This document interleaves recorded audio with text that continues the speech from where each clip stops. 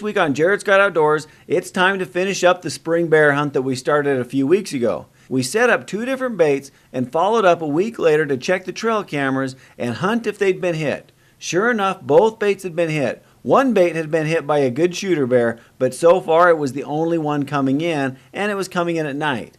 The other bait had been hit by 4 bears, a sow with a cub, a small young bear, and a good shooter bear. With the baits refilled with plenty of food, including fresh donuts, it was time to do some hunting. Well, you can see the birds all flying south, but no, not me. Hey, I think I'll stick around where the mountains touch the sky and a fish jumps for a fly, where the good Lord did his best. Way out west. Welcome to Jared's Got Outdoors. With the best bait being the one with several bears hitting it, Jared Coons and his son Sam headed off to hunt that blind, while me and a friend, Neil Wood, headed off to the other one. We had plans to hunt both the evening and the following morning. To make a long story short, neither one of us had any luck either in the evening or in the morning, so we'd come back in about 5 days to give it another try. Knowing that the baits probably needed to be refilled, Mike had a pack loaded with food, and I had my Fat Tire bike and trailer I got from Dave's bike shop also loaded with more food. It's about 11 o'clock at night right now. We've got more bait. We're wanting to hunt tomorrow. Knowing how hard these were hit, there's probably not much bait, and so we're going to go rebait right now so that they've got tonight to come and find out and smell and see, okay, yeah, there's some more food to eat, and then hopefully they'll be there in the morning or during the daylight. So in the middle of the night, we're going to walk up where we're hoping bears are eating and see what happens. Getting up to our bait, we were obviously careful to come in slow and watch for any eyes in our headlamps. After having a good look around and not seeing anything, we quickly went in and added a bunch of dog food and popcorn, as well as a bunch of grease. I also downloaded the trail camera photos, and then we slipped out as quickly as possible. Driving to the other bait, we repeated the same process. We got back to the truck, jumped on the ground and in a tarp and sleeping bags, and got about 2 hours of sleep. So it's about 5 o'clock right now. We're gonna head up to the bait, try to be there right at first light now, and just sneak in and see what we got. Unfortunately, cameras didn't work very well, but as near as we can tell, all we have, the bait that we're heading after, is the one bear still, and it's just been a nighttime bear. But the other bait, at least since we've been gone, has only had that sow and cub and that young chocolate bear. The big one hasn't come back, so it's a hard decision on what to do. We headed on up to the bait, timing it so that we got there just after first light. We needed light to be able to sneak into the bait without getting caught if a bear was on it. Carefully working in while we kept a sharp eye out for any movement, we didn't see anything. Slipping into the blind, we could see the bait hadn't been touched since we had rebaited it earlier in the night. We could tell because the sticks we put over the opening of the barrel hadn't been moved yet. Early morning turned into late morning, and still we hadn't had any action at all. So it's like 11 o'clock in the morning now, which means we've been here for 5.5 hours. There's been a lot of sleeping going on, and no bear sightings. Well, needing a change in scenery, we chose to head on over to the other bait. Maybe we'd have better luck over there. As we snuck into this one, once again we carefully walked and glassed every time we could see an opening through the trees. Right up there. This time motion did catch my eye, and we froze while I tried to figure out what we had at the barrel. It looks like a good bear. Using the binos, I could tell there was a cinnamon bear. As I could barely see through all the trees, I couldn't tell how big it was. We took a handful of steps closer before getting to a spot that the bear could easily see us if it happened to look our way while we were crossing. We got busted. We were probably only 45 yards away. We slipped in the rest of the way and got all set up for an 8-hour shift in the blind. Hopefully this would be a little more active than the other spot, and hopefully that bear we spooked off would come back. It was a couple hours later when I looked up and was surprised to see a bear walking right up to the bait. Of course, we were excited to have a bear right in front of us, but it didn't take too long to realize that it wasn't a big bear. Whether it was the same one we'd spooked off earlier, we couldn't tell, but we could tell it wasn't the bigger shooter bear we'd seen on the trail camera at this spot. It's always crazy how big the bears look when there's nothing by it to use as a reference, or when you zoom in with your camera or use your binos to watch it. That being said, Mike had to question me more than a few times if it was really a small bear. I assured him it was, and so he held off on taking it. Instead, we just enjoyed watching it for what turned out to be a good half hour. It was interesting to note that it never did relax. It always kept a sharp eye out. It would quickly get a mouthful of food and then watch. Another mouthful of food and watch. On occasion, it would walk a few steps away only to come back and get more food. It was one of these little trips away from the barrel that it suddenly acted like it had spotted us. It slipped back a bit and then looked back our way trying to figure out what it had seen. It still wasn't comfortable, and so it kept on going even further back up the hill. Eventually it sat down about 200 yards off and curiously just laid its head down on a log and watched. It actually stayed there for well over another half hour before finally slipping away out of sight. So then it was back to staring out of the blind, waiting and watching and trying not to fall asleep. When it started raining and hailing on us, the temps dropped a fair amount and then we were shivering as well. Well, for those of you that are watching and wishing you had a day you could go sit in a blind all day just to relax, after 7 hours, you'd rather go home and work. An hour after the rain quit, Mike spotted motion, and once again, a bear was spotted coming in. Well, we were just complaining about how boring it is sitting in this blind. Which I'm not lying, it's pretty boring. And then a bear showed up. I think it's the same one we've been looking at a couple times. Our excitement quickly diminished as we realized that it was the same bear from before. However, Mike had been second guessing his decision not to take the bear earlier. Knowing he would most likely not have another chance to hunt this year, his instinct was to take it. Well, the pretty little cinnamon bear came in carefully once again, taking lots of time and really keeping an eye out. It walked past the bait and looked over everything carefully before finally going back to the barrel and getting another mouthful of food. He gets by the barrel with the food in it, and he's only about, I'd say probably half the size of the barrel. It was just kind of a little bear. Kind of like a dog size, I guess. I still wanted to shoot it really bad. But he'll be a lot bigger next year, so we'll let this one go. And then we still got about an hour and a half of light here, so we're hoping something else comes in.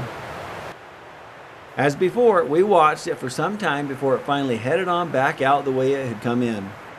From past experience, we knew it probably hadn't gone too far. With another sighting of movement up in the trees, we were hopeful that now the bigger one was coming in, but we quickly realized it was the same bear. It didn't make it all the way to the bait this time, but rather just hung out a little ways off, keeping a sharp eye out. We were hoping that it was leery to come in because a bigger bear was working in, but to that we were disappointed. Looks like it's a no-go. We had that little bear come in 3 times. Just not the big one we were looking for. About 5 days later, Jared and his son Sam went back out to try another round and were fortunate enough to have a nice black bear walk right by their blind. But because there had been that black-colored bear with a cub on camera, they didn't want to shoot it. It wasn't until it kept going past the bait and no cub appeared that they realized it probably wasn't the sow and cub and wished they'd taken it. A week later found my youngest son Cade and I making a quick trip up to check on the bait. If it was getting hit well, we would rebait it and then come back another day. If there hadn't been a lot of new action, we'd just pull it and be done. We weren't able to get there until just before dark, so we quickly pulled the trail camera SD card and had a look to see what was going on there. So at first it appeared we just had the same shooter bear that was only coming in after dark. And that's what I was afraid of. A bear that comes in only at night wasn't going to help us at all. If that's all we had, I'd pull the bait. Continuing on through the video clips, I was surprised to see the 3-legged sow return. I've seen this sow off and on over several years and surprisingly found that she does just fine. She's always had 2 cubs with her, but this time she only had 1. But what really caught my attention was how small this cub was. This was by far the smallest cub I'd ever seen during the spring hunt. Well, while I was excited to see the 3-legged sow show up and still doing well, she didn't help my hunting situation any. Now this is new, a decent bear, and it was there briefly in the daylight at 4:30 in the afternoon. Then it was back to the regular night activity with that bigger bear and that sow and cub. Early that morning at 4 a.m., a very large bear showed up. In fact, shortly after that, the other bear came back in and startled it.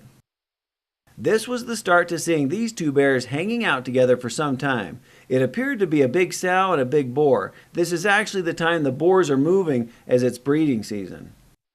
What really got me excited was how these bears made some appearances right at daylight in the morning and in the evening. If they kept this up, that made getting a daylight shot possible. On top of that, this younger chocolate bear showed up and was there during the day as well. Now this bait was looking very promising. With the action staying intense, what appeared to be another big bear showed up, and this big black-colored one also made an appearance a half hour after daybreak. Now there were all kinds of shooter bears showing up. The next day, the big black one was there again, but this time an hour after daybreak. This was definitely looking good. Needless to say, we added some bait with plans to come back and hunt in a few days. It was Mike that was able to come back up with me, hoping for another chance at a bear. We timed it so that we could be at the bait just as it was starting to get light. As we snuck carefully in, I spotted a bear at the barrel, and it was a black one. Immediately, we assumed it was that big black one we'd seen on the trail camera. We slowly slipped in closer and used our blind as cover to get in as close as possible. Peeking over the top of the blind, the bear was still there and didn't seem to be onto us. The plan was to move into position for a shot when it was getting food.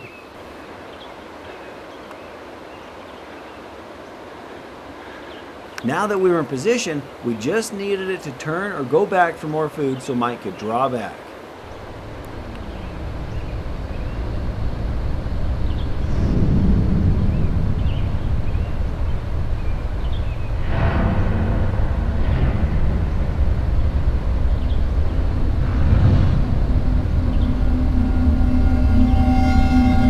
At this point, I think it started to get uncomfortable as it suddenly left the barrel.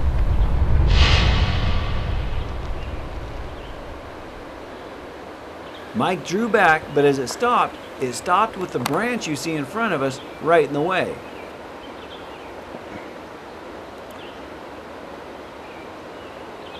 When it walked out of my sight, that's when Mike took what he later called a hurried shot. If you didn't hear it, you could hear that arrow hit a rock. Either he missed it or it was a pass-through.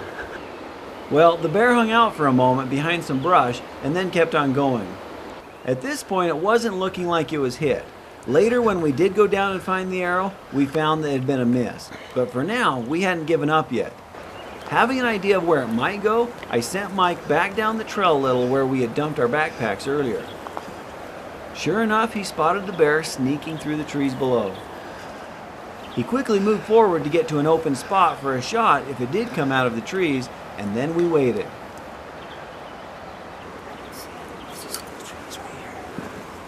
Sure enough, when Mike spotted motion, it was working its way right towards us.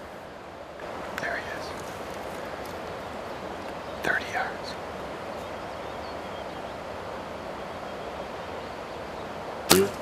Oh, you got him.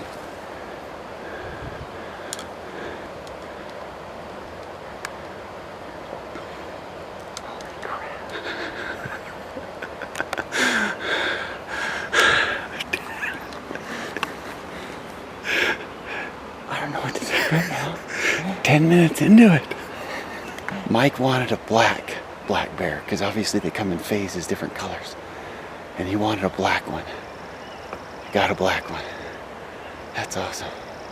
It sounded like it hit him good. Oh, I could see the fletchings against that black fur. You could see it just sink right in.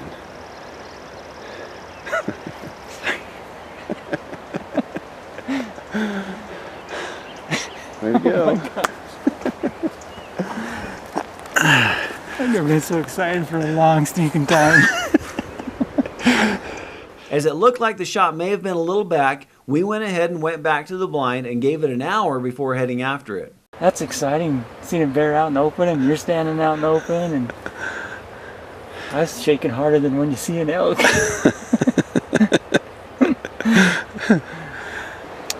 So we're heading down. Hopefully. We found blood and plenty of it, so that was a good sign. However, we also found that it went further than we thought, and actually went through a lot of thick brush, so it was a good thing we gave it some time.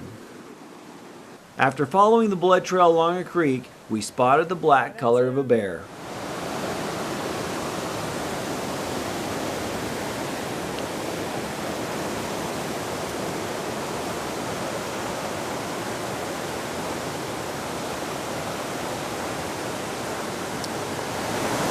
Way to go, Mike! That's the bear! Well, there you go. That was quite a bear hunt, you know, all the different times that we came and all the different bears that were on camera, 2 different baits. We brought Jared and his son Sam out. Mike came out, what was that, 2 weeks ago? Yeah, 2 weeks ago. 2 weeks ago, and had just the little one that he passed on. This one's probably a year older, I would say. I don't know, Mike, what do you think about your first successful bear hunt?